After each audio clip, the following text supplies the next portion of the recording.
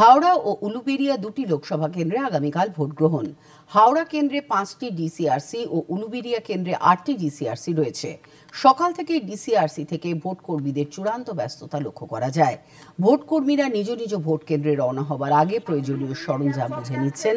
হাওড়া লোকসভা কেন্দ্রে 8,716 জন, উলুবেড়িয়া লোকসভা কেন্দ্রে 8,567 জন ও শ্রীরামপুর কেন্দ্রে 2,958 জন ভোটকর্মী থাকছেন। 172 শিবপুর বিধানসভায় আমার ডিউটি এবং পিসি নাম্বার হচ্ছে, পোলিং স্টেশন নাম্বার হচ্ছে 21।